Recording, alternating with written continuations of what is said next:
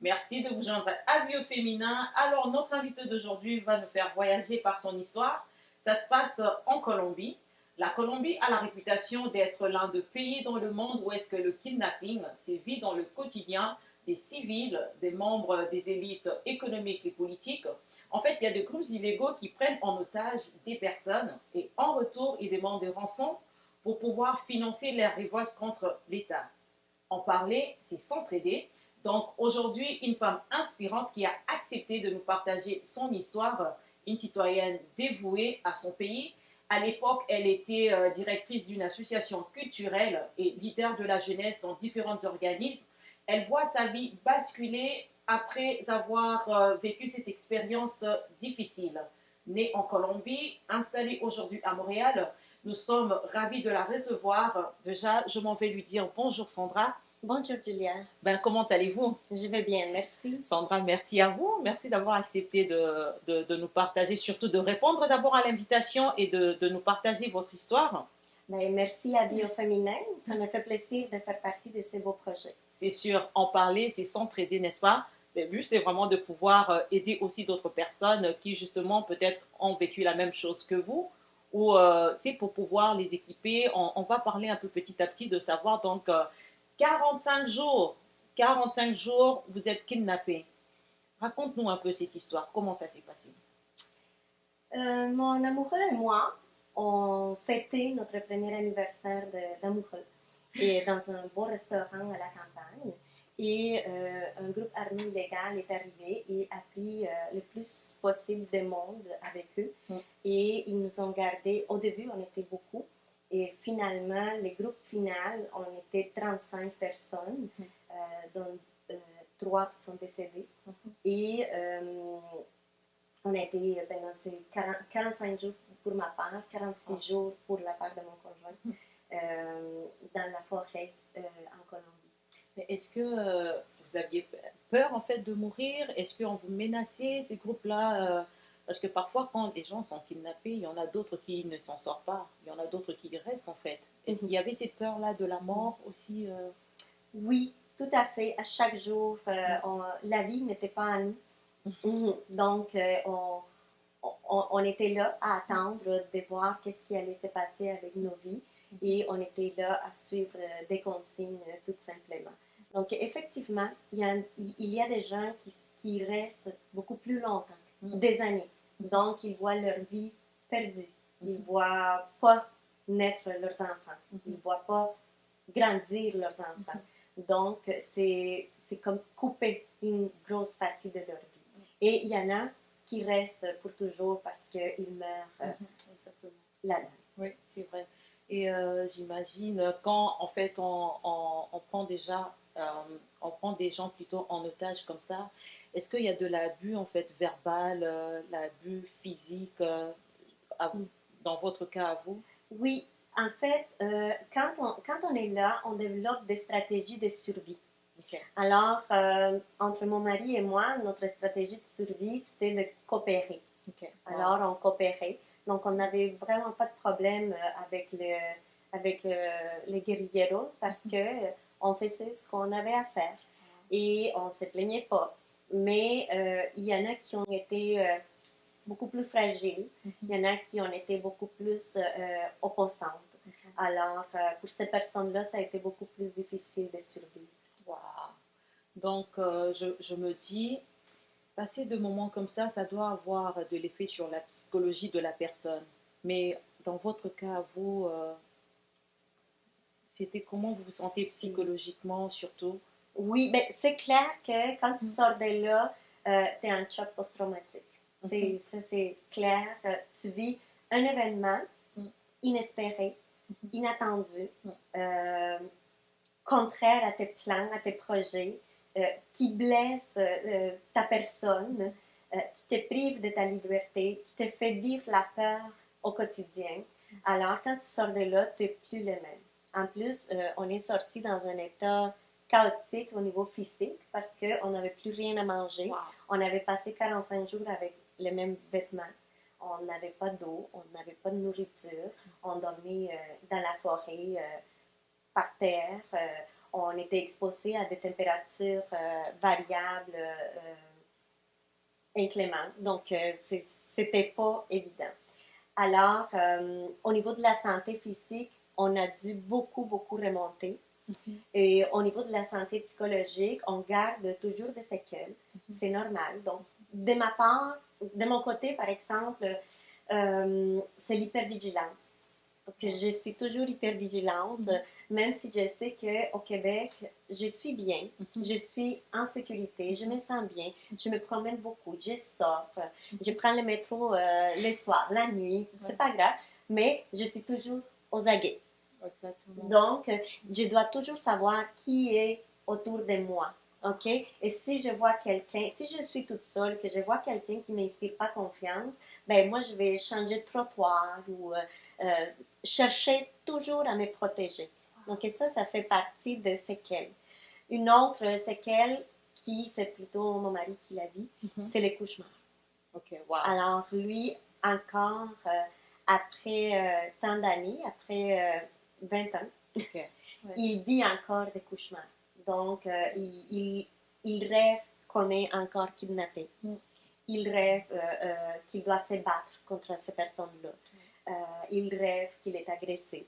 Donc, et disons que regarder des films, parce qu'aujourd'hui, malheureusement, il y a beaucoup de films qui font référence à ça. Hein? La mafia, le kidnapping, la guerre. Alors, écouter ça, pour lui, c'est catastrophique. C'est sûr qu'il ne dormira pas de la nuit. Alors, en fait, c'est vraiment les corps, je dirais, c'est vraiment toute une vie en fait qui est débalancée, qui est complètement changée. Entre autres, on ne peut plus regarder n'importe quoi parce qu'il y a la peur qui est là de revivre les mêmes événements et tout. Donc, c'est comme si on volait une partie de l'existence de quelqu'un. Parce que quotidiennement, il faut regarder, voir qu'est-ce qui se passe, qui est à côté de moi, qu'est-ce qui va se passer. Et j'imagine que ça ne doit pas être facile pour vous. Ouais. Ce n'est pas facile pour moi, Julia, mais je vais te dire, nous, on a été 45 jours. Je sais que c'est pas, je ne le justifie pas et je ne le minimise pas.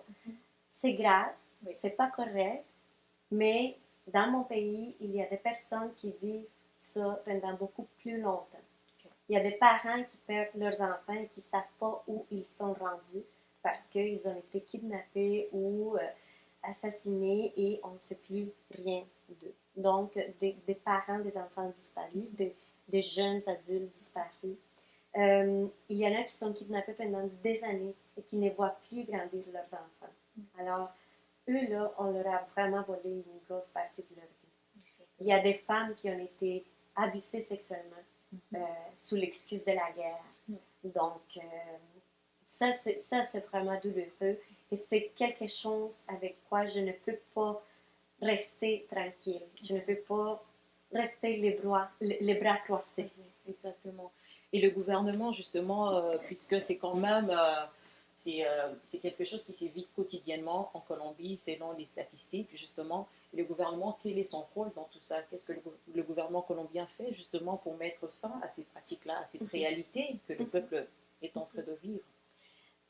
Récemment, le gouvernement colombien a signé un traité de paix avec les groupes armés les plus forts en Colombie. Donc, il y a un engagement de processus de reconstruction de la paix en Colombie.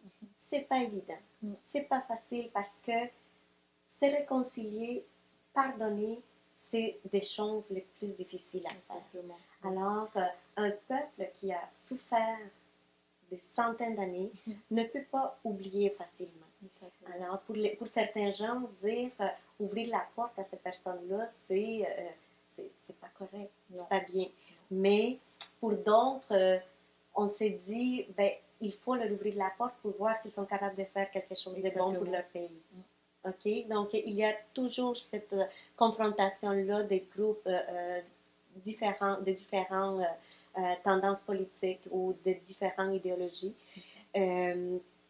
Donc, mais c'est ça, le gouvernement a fait ça, mais il reste encore beaucoup d'autres groupes illégaux. Exactement. Alors, ça finit pas. Ça finit pas. Ça finit pas, justement, cette expérience difficile que vous avez eu à vivre. De là va naître un projet extraordinaire Et on va parler un tout petit peu de Agapé pour la Colombie, cette fondation que vous avez mise en place. Parlez-nous un tout petit peu de ça. C'est quoi la vision, la mission? C'est pourquoi la fondation Oui, en fait, c'est pour ça que je disais tout à l'heure, je ne peux pas rester les bras croisés parce que il y a une dizaine d'années, moi, j'ai appris qu'il y avait une jeune adolescente qui venait de la Colombie pour raconter son histoire du temps qu'elle avait été, qu'elle avait fait partie d'un groupe armé illégal en Colombie. Alors, ça m'a beaucoup touchée. Ça m'a beaucoup touchée parce que quand j'avais été kidnappée, j'avais vu cette réalité-là, des jeunes adolescentes qui faisaient partie de ces groupes-là, qui portaient des armes qui étaient souvent plus grosses qu'elles. Des filles de 15 ans qui étaient enceintes de leur commandant en chef, donc qui portaient leurs enfants. Alors, c'est quelque chose qui m'avait beaucoup, beaucoup touchée. Donc, moi, je suis allée voir cette fille-là qui a donné une conférence sur ce qui s'était passé dans sa vie. Et j'ai rencontré à ce moment-là Madame Inès Marchand qui m'a dit ben, on devrait faire quelque chose ensemble si ça t'intéresse.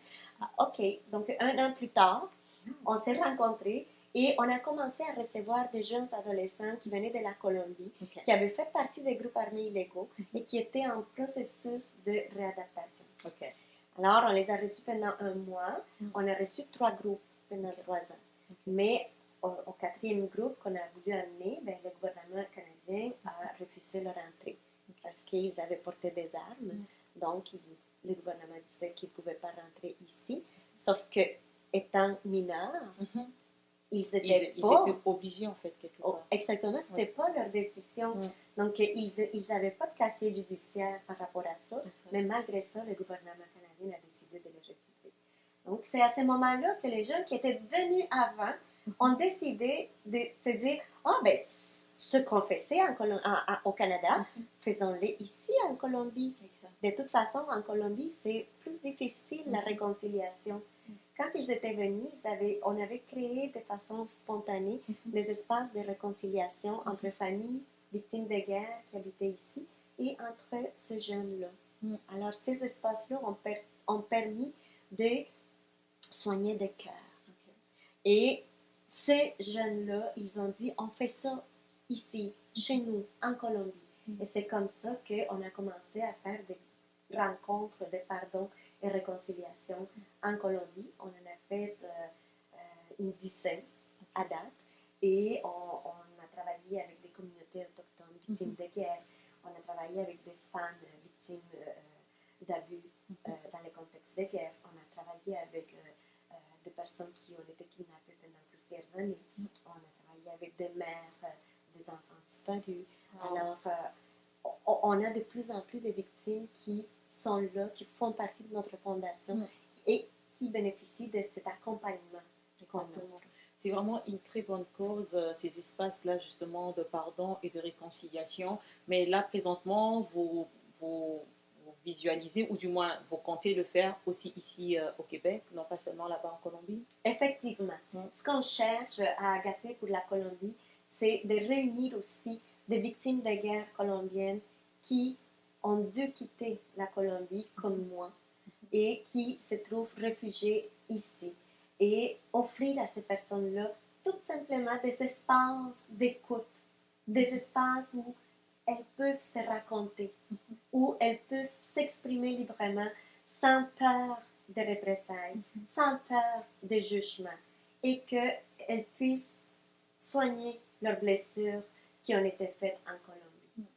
Surtout aussi de pouvoir s'y réconcilier avec son peuple aussi, parce que bien entendu, bien qu'il y a ces conflits-là qui existent au niveau de la Colombie et tout, avec différentes personnes, mais à la fin de la journée, je dirais, c'est le même peuple. Et c'est vraiment important de pouvoir avoir ces moments-là où on parle de ce qu'on a ressenti, mais aussi de pouvoir s'y pardonner et de pouvoir s'y réconcilier comme étant un peuple. D'ailleurs, une question qui me passe directement en esprit comme ça, mais pourquoi avoir quitté la Colombie alors? C'était pas évident pour moi. Moi, après avoir été libérée de mon kidnapping, je vivais avec la peur constamment d'être kidnappée à nouveau, d'être agressée. Alors, ce que je faisais, c'est que j'avais une auto qui n'avait pas d'air climatisé. Et dans la ville où j'habitais, c'était très, très chaud, très, très, très chaud, comme les étés au Canada, à Montréal. Et moi, je ne descendais pas les fenêtres de mon auto. Donc, j'étais tout le temps en train de transpirer parce que j'avais toujours chaud. Mais il n'y avait pas de question que j'ouvre ma fenêtre parce que je pensais qu'à l'arrêt de la lumière, j'allais encore être kidnappée. Et dans ma sacoche, j'avais toujours de brosses à dents, de pâtes à dents, de toutes les nécessaires au cas où on va me kidnapper à nouveau. Wow. Alors, ça, c'est pas une vie. Et j'avais de la famille ici qui insistait beaucoup. Donc, je dis, OK, on va essayer une nouvelle vie. Oui, mais alors, qu'en est-il de vos proches là-bas en Colombie? Parce qu'à l'époque, vous étiez directrice d'une association culturelle et aussi leader de la jeunesse dans différents organismes. Le fait de quitter, et pour ces personnes-là qui croyaient en vous, avec qui vous travaillez, est-ce qu'elles ne se sont pas senties un tout petit peu abandonnées du fait que vous avez décidé justement de quitter la Colombie et venir vous installer ici? Oui, tu as tout deviné. C'est ce que j'ai ressenti. J'ai ressenti du rejet. J'ai ressenti parce que toutes ces personnes-là qui m'entouraient dans mon quotidien, ils se sont mobilisés et ils ont beaucoup supporté ma famille pendant mon kidnapping. Alors, quand je suis sortie, ben oui, je leur étais reconnaissante, mais j'ai décidé de venir ici pour changer de vie. Alors, ils ont senti que moi, je les avais trahis, que je les avais abandonnés, rejetés, que j'avais abandonné nos rêves conjoints. Alors, oui, j'ai vécu du rejet, je le sais, ils ne me l'ont pas dit, mais j'ai essayé de garder contact avec eux, de leur écrire des beaux lettres, des cartes de Noël, de tout ça. J'avais jamais de retour. Alors, j'ai compris à un moment donné qu'ils étaient fâchés de ma décision. Ce qui est peut-être justifiable un tout petit peu, dans le sens où peut-être ils ont compté sur vous, mais en sentant qu'il y avait aussi un problème personnel, il y avait la peur aussi qui était là dans votre vie, et le fait de tout le temps se promener avec un petit sac, avec le brosse à dents, avec vos culottes, de savoir est-ce qu'on va me kidnapper ou pas, ça ne devrait pas être facile à vivre. Oui, c'est vrai, mais c'est aussi des choix. Donc, dans la vie, il faut apprendre à faire des choix. Moi, j'ai fait ces choix-là et je ne regrette pas. Je suis très heureuse ici. J'ai une belle famille ici. Alors, il y en a qui décident de rester et qui peut-être sont très heureux là-bas aussi. C'est correct. Chacun ses choix. Et si tu m'aimes, ben, tu respectes mon choix, tout simplement. Mais si tu ne le respectes pas, ça te fait mal, ben, ça te fait mal pour toi. Pour moi. Exactement, wow, une très bonne réponse. C'est vrai que oui, quand on aime, on comprend un peu justement tout ce qu'on peut vivre psychologiquement et comment est-ce qu'une personne peut décider. Alors on va juste, je pense on y va presque peut-être vers la fin, mais on va parler de l'intégration au niveau du Québec ici. Comment ça s'est passé? Est-ce que ça a été facile pour vous? Comment est-ce que vous avez fait pour pouvoir vous intégrer? Ben, moi, je dirais que ça a été facile parce qu'il y avait tous les éléments nécessaires pour que ce soit facile. Alors, j'avais de la famille ici qui était bien intégrée, donc ils m'ont beaucoup supporté, beaucoup aidé dans la recherche de logement, dans la recherche d'emploi, dans l'intégration dans les quartiers, des choses comme ça. Mais il y a aussi l'autre partie qui est toi. Hein? Donc, toi, en tant que personne, tu mets tous les paquets pour que ça fonctionne, et ça fonctionne si tu fais ça. Alors, l'apprentissage du français, indispensable. Moi, je me suis dit, moi, je vais m'intégrer, donc j'apprends la langue. C'est pas vrai que je ne vais pas comprendre ce qu'on me dit. Alors, par la suite, ma carrière était une des conditions pour pouvoir immigrer. Je disais à ma famille, si tu m'assures que je peux poursuivre ma carrière à Montréal, ben, j'y vais. Et effectivement, j'ai complété mon bac en travail social à l'Université de Montréal. Alors, ça m'a beaucoup donné des outils pour continuer à construire, à bâtir un avenir pour moi et ma famille. Ça, c'est une très bonne chose et félicitations justement parce que l'intégration, c'est pas juste le travail de l'autre, c'est pas juste le travail de la province, c'est aussi un travail personnel justement qu'on doit faire, de savoir que on veut rester, alors il faut s'outiller, hein. Il faut continuer nos rêves. Et puis d'ailleurs, je dirais s'il y avait un message que vous pourriez peut-être lancer aux personnes qui ont expérimenté la même chose que vous, qui peut-être présentement n'arrivent pas à s'en sortir, ils ne savent pas trop comment visualiser le futur. Qu'est-ce que vous diriez à ces personnes-là qui nous regardent aujourd'hui? Merci Julia. Moi, ce que je dirais à ces personnes, d'abord pour l'intégration, c'est pas vrai que c'est facile. Pour certains, c'est plus facile que pour d'autres.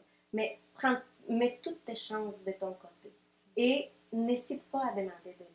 Demander de l'aide, c'est une preuve de force et non pas de faiblesse. Quand tu reconnais que tu as besoin d'aide, ça c'est une force, une belle force. Alors ça, c'est une des choses pour l'intégration. Et pour ce qui est des victimes de guerre qui ont laissé en arrière toutes ces blessures-là, ben, pourquoi pas participer à des espaces de réconciliation et pardon pour faire la paix avec ton pays, pour faire la paix avec ce qui t'a blessé dans ton pays et passer véritablement la page. Parce que des fois, on passe la page sans nécessairement la lire. Donc, il faut vraiment la lire, il faut la compléter, cette page-là, et passer à la suivante. On va commencer à écrire un prochain chapitre. Wow, c'est excellent. Il faut vraiment la lire et passer aux suivantes et non de passer la page sans la lire. Important d'en parler, important d'en discuter. Justement, c'est pour ça Agapé pour la Colombie est là. Et elle est vraiment, cette fondation, elle a été créée pour vous, citoyens colombiens, si je peux me permettre de le dire. Donc, écoutez, nous vous saluons, la communauté colombienne, de partout où vous êtes, à travers la province, nous vous disons, nous vous saluons vraiment. Et surtout, nous vous encourageons, si vous voulez savoir davantage sur l'Agapé pour la Colombie, il y a le site qui est là, www.agapeforcolombia.com. Donc, allez-y, vous allez voir des informations qu'il y a et ces espaces-là vont être pour vous. Nous vous encourageons ou tout simplement, s'ils veulent faire un don. Oui, effectivement. Un don, si petit qu'il soit, fait vraiment la différence pour Agapé, pour la Colombie. Soyez assurés que vos dons ils vont être bien utilisés en faveur des victimes. Parce que Agapé pour la Colombie, c'est conformé d'une équipe complètement bénévole. On ne paye aucun revenu à personne. Tout l'argent qu'on amasse, c'est vraiment pour les victimes de guerre en Colombie et bientôt pour les victimes de guerre qui se trouvent réfugiées au Québec. Ben, écoutez Sandra, merci beaucoup. Merci infiniment. Merci pour votre transparence. Merci d'avoir accepté en fait de partager cette histoire avec nous et surtout avec des autres personnes, des autres femmes aussi qui nous regardent, qui ont peut-être vécu de choses plus pires que cela. Nous vous remercions infiniment. Moi, je dirais aujourd'hui que vous êtes une femme forte, n'est-ce pas? Vous êtes une femme qui est sortie de cette expérience avec beaucoup de force, avec beaucoup d'assurance, parce que je vous regarde parler, je vois de l'assurance. Je vous regarde parler, je vois la force. Et je vous regarde parler, je vois une femme resplendissante. Merci vraiment beaucoup, Julia. Ouais. C'est vraiment très touchante et très gentil à toi de m'avoir invitée. Et je souhaite beaucoup de succès à Vie au féminin. Merci beaucoup. Écoutez, merci à Sandra. Merci également à vous qui nous suivez de partout. N'oubliez surtout pas de vous abonner à notre chaîne YouTube Vie au féminin. En parler, c'est s'entraider. Donc, on s'est dit à la prochaine pour une rencontre, pour une nouvelle rencontre plutôt des femmes inspirantes. Merci. Au revoir.